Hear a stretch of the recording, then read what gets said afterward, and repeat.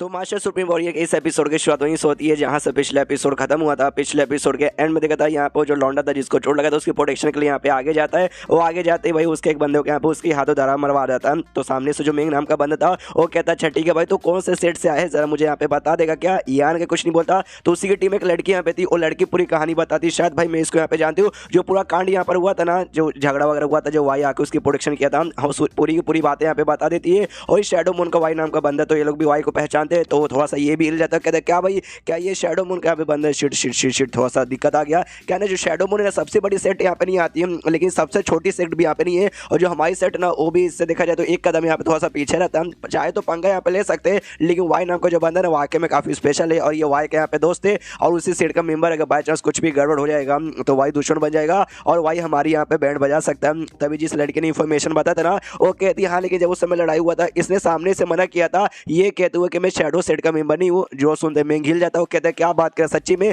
मतलब ये shadow set का मेंबर नहीं है। यान के कहते हैं या मैं वाकई में शैडो सेट का मेंबर नहीं हूँ। उसका जो मेंबर एल्डर क्वेन है ना भाई, वो मेरे जान पहचान के जो वाई है ना उसके साथ बस मैं थोड़ी सी यहाँ पे दोस्ती है, इसके लिए वो मेरी प्रोटेक्शन के लिए आगे आया था। ऐसे भाई उस सेट का मैं कोई मेंबर नहीं हूँ, शायद तो आके तो यहाँ पे मुकाबला कर सकता है। और जैसे ये बात तो दूसरा लौंडा यहाँ पे सुनता है जिसकी प्रोटेक्शन यान कहने की, उसका दिमाग खराब क्या है यार, मुझे शैडो सेट का मेंबर उसका नाम है उसका, तो ये लोग उसको छोड़ देंगे। और उनकी फट भी रही थी उस मेंगा, उसके सारे टीम वालों की फट भी रही थी कि अरे शैडो मून का मेंबर है नहीं मार पाएंगे। और इस सामने से इसको नाटक करना चाहिए था कि हाँ भाई मैं शैडो मून का हूँ, मुझे भाई नुकसान मत पहुंचाना वरना तेरी बैंड बजाएगी। लेकिन इसने भी सामने से मान लिया कि नहीं भाई मैं कोई शैडो मून का नहीं हूँ। साला एक तो या इसके पास कोई ऐसा स्ट्रॉन्ग बैकग्राउंड काम नहीं है, मतलब कोई सेट किसके पीछे नहीं है, और साथ में ये खाली किंग के पहनने लेवल का यानी वाकई में बच नहीं पाएगा और इसकी कुत्ते जैसी मौत जाएगी। इतना कमजोर रहते पर मैं आगे कूदा, इसने मेरी जान बचाई और मुझे यहाँ पे पेल दिया। इसलिए भाई मेरा भी फर्स्ट बनता है कि जितना जल्दी हो सके उतना जल्दी अपनी पावर रिस्टोर करता हूँ और इसके बाद जाके इसकी भी मैं मदद करूंगा और इसकी प्रोटेक्शन यहाँ पे करूंगा। सामने सोमेंगे यान कैसे कहता वेल, तो अब तू कोई शैडो मून का मेंबर नहीं है, सैंड किंग का पहले लेवल का बंदा है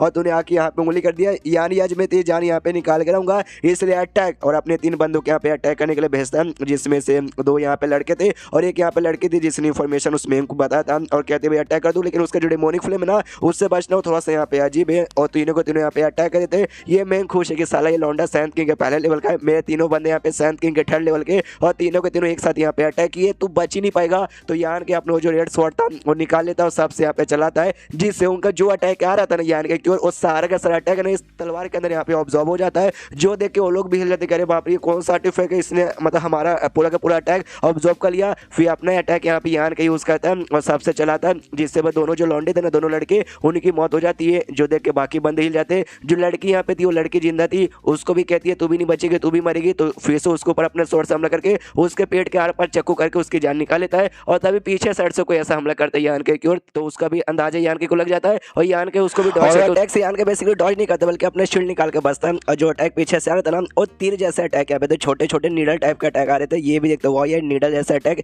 यानी जो भी आर्टिफैक्ट से करोगे वो आर्टिफैक्ट बड़ा कमाल का। और इस टाइप का जो अटैक है ना डिफेंस तोड़ने में बड़े काम आते हैं। तो इसलिए जो मेरा इनविजिबल डिफेंस था उसको तोड़ दिया, वो तो भाई मेरा शील्ड था जिससे मैंने अपनी प्रोटेक्शन यहाँ पे कर ली। अब ये जो मेंग नाम का बंदा ना अब उसकी भी यहाँ पे फट जाती है कि अरे यार ये लौंडा तो बहुत ही ज्यादा स्ट्रॉन्ग है। इसने सबसे पहले सैंड किंग के 3 बंदों के यहाँ पे बड़े आराम से मार डाला और प्लस जो मैंने नीडल वाला अटैक किया था उससे भी इसने अपनी प्रोटेक्शन यहाँ पे कर ली। ये तो बड़ा खतरनाक है। माफी मांगता है कि सुन भाई गलती से मैंने तुझे ऑफेंड कर दिया, इसलिए मैं अपनी जान की भीख मानता हूँ। आज जो कुछ यहाँ पे हुआ ना हम भूल जाते ना, मैंने तुझे देखा ना ही तूने मुझे यहाँ पे देखा, बाया मुझे छोड़ दे, इतना बोल के आगे ऐसा भाग रहा था। यान के कहते तुझे क्या लगा भाई तू भाग जाएगा, बिल्कुल भी भाग नहीं सकता। लौंडा भागे जा रहा है, मनी मन सोचता जाता है भाई मुझे जिंदा रहना है, मुझे मरना नहीं है, इससे जितना हो सके उतना दूर में भागता हूँ। लेकिन यान के भागने देता नहीं है, इसके पास आता हूँ कहता ना मुन्ना ना भाई तू यहाँ से बच के जा नहीं सकता। अपना तलवार लेके उसके बॉडी के आर पार करके उसकी जान निकाल लेता है और डेमोनिक फ्लेम से ना उसकी पूरी की पूरी बॉडी यहाँ पे जला देता है। और बॉडी जलाने के बाद उसका स्पेस रिंग यहाँ पे ले लेता है, कहता है भाई स्पेस रिंग इसी की तो मुझे यहाँ पे तलाश थी। स्पेस रिंग यहाँ पे चेक करता है तो उसके अंदर से कुछ खास आइटम वगैरह पड़े हुए नहीं थे।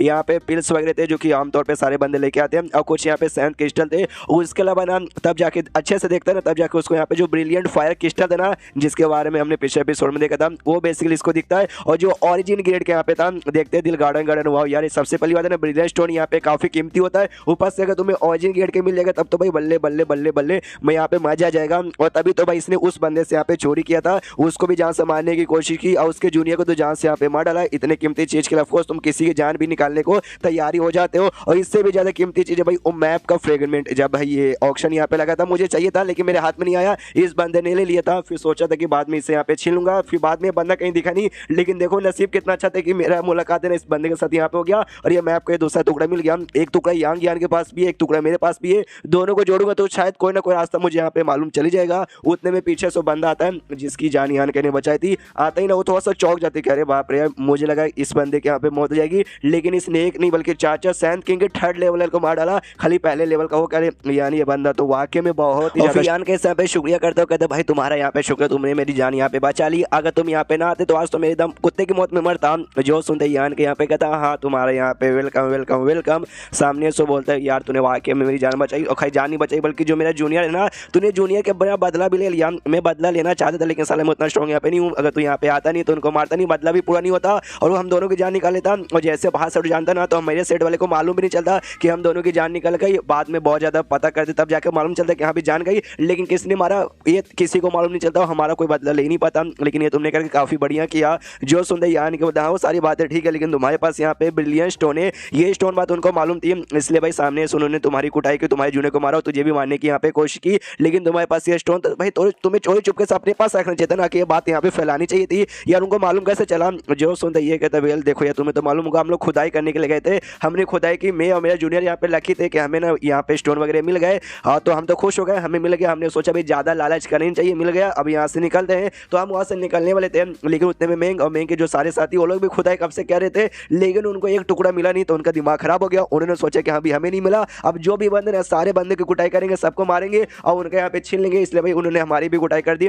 जिस चक्कर में भाई हमारा यहाँ पे एक्सपोज हो गया, मेरे जूनियर ने देने से मना कर दिया कि नहीं भाई मैं नहीं दूंगा, तो उन्होंने डायरेक्टली उसके यहाँ पे जान निकाल ली। बाद में उन्हें बोला अच्छा ठीक है भाई ये रख ले और मुझे यहाँ पे छोड़ दे, मुझे यहाँ पे मत मार, लेकिन बाद में उन्होंने ले लिया, लेकिन फिर से उन्होंने मुझे मारने की कोशिश की। मेरे पास ज़्यादा पावर यहाँ पे नहीं थी, जिस चक्कर में मैं उनका मुकाबला भी नहीं कर पाया, मैं भागा और वो लोग मेरे पीछे करने लगे, एंड में कुटाई किए और फिर तू आ गया। फिर पूरी कहानी तो तुझे मालूम ही होगा। जो सुनते यहाँ निकलता अच्छा ऐसी बात है क्या, समझ गया। फिर लड़का कहते कि मेरा नाम हुआंग है, मेरा नाम, तुम्हारा नाम क्या है? तुमने अपना नाम नहीं बताया। जो सुनते यान के कहता है मेरा नाम यान का ही है, और जैसे यान के नाम सुनता नहीं स्पेशली सरनेम में यांग, ये हिल जाता, कहते क्या यांग मतलब तू यांग? सामने से ये भी कहता हाँ यांग का ही क्या हुआ, कुछ गड़बड़ क्या? कहता ना इसी कोई भी गड़बड़ की बात नहीं है। फिर यान के सामने से कहता वेल तो तुम्हारा आगे का क्या प्लान है? जो सुनते वो लौंडा कहता है कि मेरा आगे का क्या प्लान है, अभी तो मुझे चोट लगा, अच्छे से यहाँ पे रिकवर नहीं हुआ है, आराम से बैठ कर खुद को रिकवर करूंगा और उसके बाद मैं कुछ सोचूंगा। जो सुनते यान की बोलता वेल तो आराम से खुद को रिकवर कर, मैं अपना सफर आगे कंटिन्यू करता हूँ। तो यान के अपना सफर कंटिन्यू करने के लिए निकल जाता है। अभी ये लौंडा जैसे यहाँ पे यान के नाम सुना था तो यांग सरनेम सुन के थोड़ा सही लग गया था और सोचता यान का इसका नाम यांग सरनेम है, यानी पक्का भी उसी एरिया से आया होगा। और मैंने ऐसा सुना है कि उस एरिया के जो बंदे नाम एकदम इंडिपेंडेंट है कि भाई बर्ताव करते, किसी की बात नहीं सुनते, कुछ भी करते अपने मन मर्जी से, लेकिन इसको देख के लगता है कि भाई ये उतना भी मतलब खुद को एटीट्यूड वाला नहीं है जैसे इसने मेरी मदद की नाम। हाँ तो चलता ही है कि भाई अफवाह है, तो भाई अफवाह यहाँ पे हमेशा सच भी नहीं होता और हमेशा यहाँ पे झूठ भी नहीं होता। अब शायद वो जो ब्रिलियंट एसेंस स्टोन है वो तो लेके चल गया होगा, लेकिन बाकी का स्पेस नहीं चेक करते, ओके स्टोन वगैरह ले लिया, लेकिन सेंथ के स्टर इसके अंदर भर के हैं, यानी चलो भाई सेंथ के स्टर का मुझे फायदा हो गया। मैं भी चाहता हूँ आराम से खुद को रिकवर करता हूँ और बाद में मैं भी निकल जाऊँगा और क्या। फिर चैप्टर खत्म हो जाता है, चैप्टर खत्म तो वीडियो भी खत्म, तो मिलता है अगले किसी वीडियो में, जब तक के लिए